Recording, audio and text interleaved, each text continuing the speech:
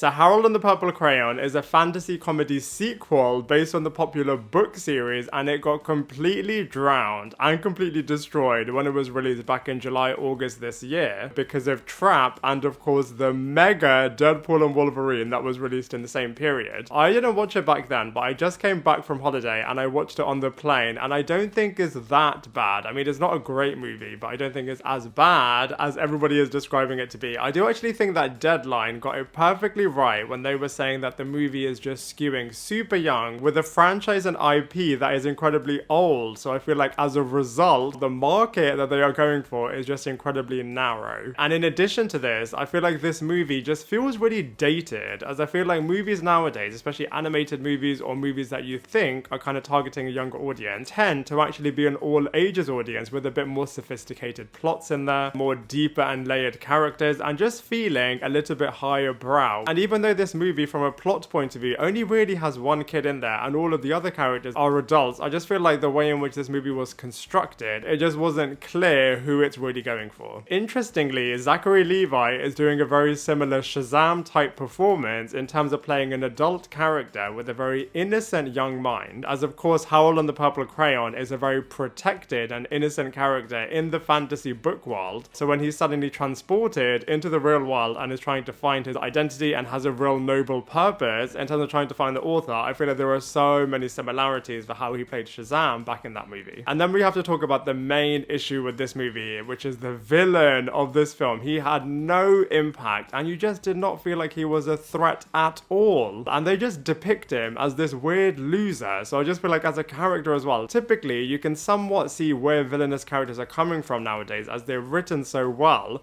But I just feel like this guy, the way in which he's written is just so dreadful that you just kind of feel sorry for all of the other characters when they have to interact with him, which I just feel like as a result just makes this movie feel really hollow, not really have much tension in there, and just be a bit of a weird film. They could have and should have just done so much more with this character. As a fan of this Purple Crayon, in a bit of a Green Lantern way, can create anything that you want, and when the villain gets this in his evil hands, like I said, they could have just done so much more, and they kind of went down this evil Jafar genie path, which also was just a little bit lame. Little Rel Howery was really funny, as he always is, playing the Moose character. I feel like he was definitely making a lot of laugh out loud moments.